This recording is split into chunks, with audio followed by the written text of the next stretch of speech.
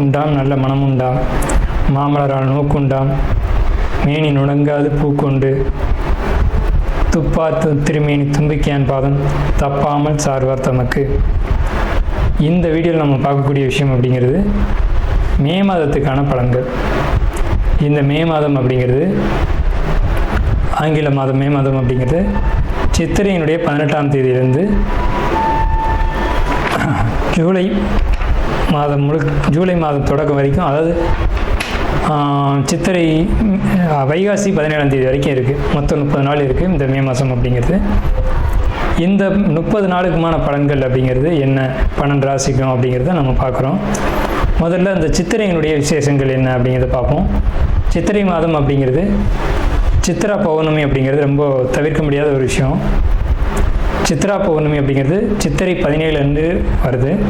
சித்திரை 17 அப்படின்னு எடுத்துக்கிட்டிங்கன்னா சித்திரை 18 வரைக்குமே பௌர்ணமி இருக்கும். சித்திரை 18 தான் மே மாதத்தினுடைய முதல் நாள்.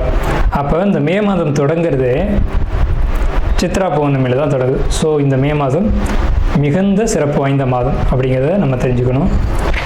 இந்த மாதத்தினுடைய கிரக நிலைகள் அப்படிங்கிறது ரொம்ப ரொம்ப ரொம்ப விசேஷமாக இருக்குது. என்ன விசேஷமாக இருக்குது அப்படின்னு கேட்டிங்கன்னா, மேஷத்தில் வழக்கம் போல் எல்லா சித்திரை மாதத்திலும் சூரியன் உச்சமாக தான் இருப்பார். ஆனால் இந்த வருடம் மட்டும் செவ்வாய் ஆட்சி பலம் கொண்டு அதே வீட்டில் இருக்கார். அதே மாதிரி ரிஷபத்தில் புதனும் சுக்கிரனும் 2 நட்பு கிரகங்களும் இணைஞ்சு ஒரு அற்புதமான ஒரு நிலையில், சிம்மத்தில் கேது, அடுத்த நிலையில் பார்த்திங்கன்னா மிதுனத்தில் குரு, அவர் இந்த மாதத்தில் கடகத்தை நோக்கி பயணிப்பார். அதே மாதிரி கும்பத்தில் ராகு, மீனத்தில் சனி. இந்த மாதிரியான விசேஷம் கொண்ட ஒரு கிரக அமைப்புகள் இந்த மே மாதத்தில் அமைஞ்சிருக்குது அப்படிங்கிறது 12 ராசிக்குமே ரொம்ப ரொம்ப ரொம்ப சிறப்பான பலன்களை கொடுக்க இருக்குது. என்ன அப்படின்னு கேட்டிங்கன்னா, 2 சுப கிரகங்கள் அதாவது ஒரு சுப ராசியில், ரிஷபம் அப்படின்றது விசேஷமான ராசி, அங்கே புதனும் சுக்கிரனும் இணைஞ்ச மாதிரி ஒரு மாதம் பிறகுது அப்படின்னாலே அது விசேஷம்தான். சரி, என்ன மாதிரியான நல்ல பலன்கள் நடக்கும் அப்படிங்கிறத நம்ம பார்ப்போம். இந்த சித்ரா பௌர்ணமியினுடைய விசேஷங்கள் என்ன அப்படின்னு பார்த்தீங்கன்னா, சித்ரா பௌர்ணமி அன்னைக்கு தான் சித்திரகுப்தனுடைய வழிபாடு நடக்கும். சித்திரகுப்தன் அப்படிங்கிறது யாருன்னு கேட்டிங்கன்னா, யமனுடைய பிஏ, அதாவது அசிஸ்டண்ட். இவர் தான் பாவ புண்ணிய கர்மா கணக்குகளை கையில் வச்சக்கூடியவர்.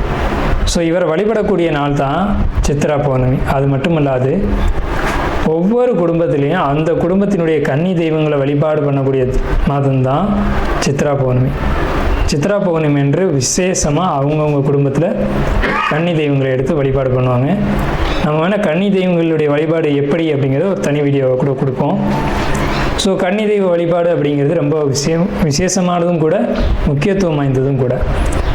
இதில் சித்திரகுப்தனுடைய வழிபாடு ரொம்ப ஒரு அவசியமான விஷயம். அதே மாதிரி திருவண்ணாமலை கிரிவலம், அவரவருடைய குலதெய்வ வழிபாடு. இதில் ரொம்ப குறிப்பிட்டு பேசணும் அப்படின்னா, அன்னதானம் கொடுக்கறது. இந்த சித்திரை மாதத்தினுடைய ஒரு உக்கிரமான காலகட்டத்தில் அன்னதானம் கொடுக்குறத காட்டிலும் நீர்மோர் கொடுக்கறது, தாகத்துக்கு தண்ணீர் கொடுக்கறது, இதெல்லாம் ரொம்ப ரொம்ப விசேஷம். ஸோ அவங்க வயிறு குளிர்றது போல், மனம் குளிர்றது போல் உங்களுக்கு கர்மா தீர்க்கப்படும் அப்படிங்கிறது முக்கியமான விசேஷம். ஸோ இது முக்கியமான விஷயம். அதே மாதிரி இந்த சித்திரை மாதத்தில் கத்திரி வெயில் அப்படிங்கிறது மே மாதம் 4ஆம் தேதி அன்னைக்கு மே 28 வரைக்கும் இருக்கும். இந்த 25 நாட்களும் மக்கள் அதிகப்படியாக யாரும் வெளியில் வராமலும் சில விஷயங்களை தவிர்த்துக்கவும் வேணும். அன்பார்ந்த கடகராசினியர்களே, உங்களுக்கு இந்த மே மாதம் என்ன சொல்ல இருக்குது? இந்த மாத கிரகங்களுடைய அடிப்படையில் கடகராசிக்காரங்களுக்கு பலன்கள் நல்லா இருக்கா அப்படின்னு பார்க்கும்போது மிக அற்புதமாக இருக்குது. என்னன்னு கேட்டிங்கன்னா, முதல் விஷயம் ஜாப், அதாவது வேலை.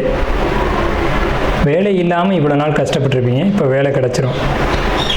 வேலை தான் ஒரு மனிதனுக்கு நிம்மதியை கொடுக்கக்கூடிய ஒரு விஷயம். என்னென்னு கேட்டிங்கன்னா, தனிமை அல்லது ஒரு வேலைக்கு போகாமல் இருக்கக்கூடியவங்களுக்கு தான் அந்த சூழ்நிலை தெரியும். ஒரு டிப்ரெஷனான மனநிலைக்குள்ளே ஒருத்தர் போயிடுவாங்க. நீங்கள் இவ்வளோ நாள் வேலையை விட்டுருந்துருப்பீங்க, வேலைக்கு போகாமல் இருந்திருப்பீங்க. ஏன்னா இதுக்கு முன்னாடி நடந்த காலகட்டங்கள் அஷ்டமச்சனி காலகட்டம். ஆனால் இந்த மே மாதம், இந்த மாத கிரகம் அப்படிங்கிறது, குறிப்பாக 6ஆம் இடத்தை குரு உங்கள் ராசியை நோக்கி வர்றது அப்படிங்கிறதும் விட்ட வேலை தொடரும், மறுபடியும் தொடரும். நீங்கள் விட்டுட்டு வந்தீங்க இல்லையா வேலை, அதே இடத்துல போய் அதே மாதிரி பாருவீங்க. அது பிரச்சனைகள் ஏற்பட்டிருக்கலாம், அல்லது நீங்களாக விட்டுட்டு வந்திருக்கலாம், அல்லது உங்களுடைய சூழ்நிலைகள் விட வச்சுருந்துருக்கலாம். அது எப்படி வேணாலும் இருந்திருக்கலாம். ஆனால் இப்போதைக்கு அதே வேலையை நீங்கள் எடுத்து செய்யக்கூடிய காலகட்டங்கள் வரும். அப்போ உங்களுடைய மனசு ஆட்டோமேட்டிக்காக ஹாப்பி ஆகிடும். பொருளாதாரத்தை பொறுத்த வரைக்கும் கொஞ்சம் பற்றாக்குறைகள் இருக்கும். ஏன்னா இப்போ நீங்கள் பழையபடி ஜாபுக்கு போக ஆரம்பிச்சிருக்கீங்க, இப்போ தான் போக ஆரம்பிச்சிருக்கீங்க. அப்போ ஏற்கனவே ஏற்பட்ட கடன்கள் இதெல்லாம் உங்களுக்கு தொந்தரவுகளை கொடுக்கும். மொத்தமாக நான் என்ன சொல்ல வரேன் அப்படின்னா, கடன்கள் இருந்தாலும் கையில் பாக்கெட்டில் பணம் இருக்கும் உங்கள்கிட்ட. ஆனால் இருந்தாலும் சரி, பெண்ணாக இருந்தாலும் சரி, உங்கள் பாக்கெட்டில் பணம் இருக்கும் செலவுக்கு. ஆனால் அது உங்களுக்கு ஒரு சுமையை கொடுத்துக்கிட்டே இருக்கும். ஐயோ கடன் இருக்குது, கடன் இருக்குது, கடன் இருக்குன்னு. கடன் இருந்தாலும் உங்களுக்கு அது பெருசாக ஒரு அழுத்தத்தை கொடுக்காது. ஆனால் நீங்களாக தான் உங்களுக்குள்ள ஒரு மன உளைச்சலை கொடுப்பீங்க. உங்களுடைய ஆரோக்கியம் பொறுத்த வரைக்கும் ரொம்ப சூப்பராக இருக்குங்க. ஹெல்த் வைஸ் எப்போதுமே நீங்கள் நல்லா இருப்பீங்க. இப்போ இந்த மே மாதத்தில் 4க்கு அதிபதியான புதன் போய் ஆட்சி பெற்ற சுக்கிரனோட இருக்குது அப்படின்றதுனால, புதனும் சுக்கிரனும் ஒன்றா இருக்குது அப்படின்றதுனால ஹெல்த் வைஸ் ரொம்ப சூப்பராக இருக்கும். அதே மாதிரி உங்களுடைய வாழ்க்கை துணையினுடைய உடல்நலமும் உங்களுடைய குழந்தைகளுடைய உடல்நலமும் ரொம்ப சூப்பராக இருக்குது. அதனால் மொத்தமாக குடும்பத்துக்கே சொல்லும்போது எல்லாருக்கும் நல்லா இருக்குது, தொந்தரவுகள் எதுவுமே இல்லை. வெளிநாட்டு பயணத்துக்காக காத்திருக்கக்கூடிய கடகராசி அன்பர்களுக்கு வெளிநாட்டு பயணம் நிச்சயமாக உறுதியாக உண்டு. உடல் ஆரோக்கியத்தில் சில பிரச்சனைகள் எந்த கடகராசினியர்களுக்கு உண்டு. என்னென்ன பிரச்சனைகள் அப்படிங்கிறத நான் சொல்லிடுறேன். ஒன்று மூச்சு விடுறதுல சிரமம், அல்லது முதுகு தண்டுவடத்தில் பிரச்சனை, அல்லது வெளியில் சொல்ல முடியாத ஒரு பிரச்சனை, பெரிய பெரிய நோய்கள், அந்த மாதிரியான பிரச்சனைகள் இது இருக்க வாய்ப்பு உண்டு. ஆனால் அதுக்கு சரியான வழிகாட்டி ஒருத்தர் அமைவாங்க. அவங்கள கேட்டு நடந்தீங்க அப்படின்னா கண்டிப்பாக தீர்வு கிடைக்கும். நீங்கள் எதையுமே ரகசியம் வைக்க மாட்டீங்க, இதையும் ரகசியமாக வைக்காதீங்க. அதே மாதிரி தொழில் பண்ணக்கூடிய கடகராசிக்காரங்களை பொறுத்த வரைக்கும் குறிப்பிட்டு சொல்லணும் அப்படின்னா, கட்டுமானத்துறையில் இருக்கக்கூடிய தொழில் பண்ணக்கூடியவங்களுக்கு, கட்டுமானத்துறையில் என்னங்க ஏதாவது கட்டடக்கரையில் இருக்கக்கூடியவங்களுக்கு மிக மிக ரொம்ப அருமையான காலகட்டம். தொழில் லாபமாகவும் தொழில் ஸ்மூத்தாகவும் போகும். லாபமும் போகிறது வேறு, ஸ்மூத்தாக போகிறது வேறு. அந்த லாபம் அப்படிங்கிறது உங்களுக்கு கிடைக்கும். தொழில் பிரச்சனைகள் இல்லை, தொழிலில் வெற்றி உண்டு. அந்த வெற்றி இருக்குது அப்படின்றதுனால மனக்கவலைகள் உங்களுக்கு விலகிடும். அதே மாதிரி உங்களுக்கு குருபலன் கிடைக்குது அப்படின்றதுனால திருமணத்துக்காக வெயிட் பண்ணக்கூடிய கடகராசிக்காரங்களுக்கு திருமண அமைப்புகள் கூடி வரும், குழந்தை அமைப்புகள் கூடி வரும். குழந்தை வேணும்னு ஏங்கிட்டு இருப்பீங்க கடகராசிக்காரங்க, இந்த காலகட்டத்தில் மே மாதத்தில் குழந்தை அமைப்புகள் கூடி வரும். ஸோ அதுக்காக ட்ரை பண்ணுங்கள். அதே மாதிரி கடகராசிக்காரங்களை பொறுத்த வரைக்கும் 8ல் ராகு இருக்குது, 2ல் கேது இருக்குது அப்படின்றதுனால சட்டத்துக்கு புறமான வகையில் வருமானம் தேடாதீங்க. அது பிரச்சனைகள் எடுத்து விட்டுரும். இந்த லாட்ரி, கேம்லிங் இது போன்ற விஷயங்கள் எல்லாமே நிச்சயமாக ஒரு பிரச்சனையை கொடுக்கும். ஸோ அதனால் அந்த மாதிரியான விஷயங்களில் ஈடுபடாதீங்க.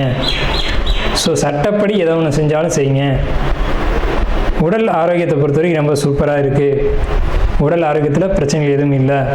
ஸோ இந்த மாதம் கடகராசிக்கு அற்புதமான ஒரு மாதமாக இருக்குது. மே மாதத்தில் இந்த வெயில் பொறுத்த வரைக்கும், இந்த கத்திரி வெயில், அக்னி வெயில் முடிகிற வரைக்கும் வெயிலில் போகிறத குறைச்சிக்கோங்க. ஏன்னா வெயில் வெப்பங்கிறதுல பொறுத்த வரைக்கும் நீங்கள் பாதிப்புகளை சந்திக்க வேண்டிய ஒரு அமைப்பு வரும். நாம் இதுவரைக்கும் பார்த்த ராசி பலன்கள் எல்லாமே பொதுவான ராசி பலன்கள் தான், 12 ராசிக்குமே. இப்போது உங்களுடைய தனிப்பட்ட பிறப்பு ஜாதகம் அப்படிங்கிறது உங்கள் ஜாதகத்தில் தனிப்பட்ட பலன்களை கையில் வச்சுருவோம். உங்களுக்கு ஜோதிடம் சம்பந்தமான சந்தேகங்கள் இருந்தாலும் சரி, அல்லது ஜோதிடம் பார்க்கணும் அப்படின்ற எண்ணங்கள் இருந்தாலும் சரி, இல்லை ஜோதிடத்தில் சந்தேகம் இருக்குன்னு நீங்கள் நினச்சாலும் சரி, நம்ம நம்பர் கீழே ஸ்க்ரீனில் தெரியுது. அந்த நம்பருக்கு காண்டாக்ட் பண்ணி நீங்கள் எந்த நேரத்தில் வேணாலும் நம்மக்கிட்ட பேசலாம். இல்லை ஜாதகம் பார்க்கணும் அப்படின்னாலும் நீங்கள் அப்பாயின்மெண்ட் வாங்கிட்டு எப்போ வேணாலும் நம்மளை காண்டாக்ட் பண்ணி ஜாதகம் பார்த்துக்கலாம். நன்றியும் வாழ்த்துக்களும். வாழ்க வளமுடன்.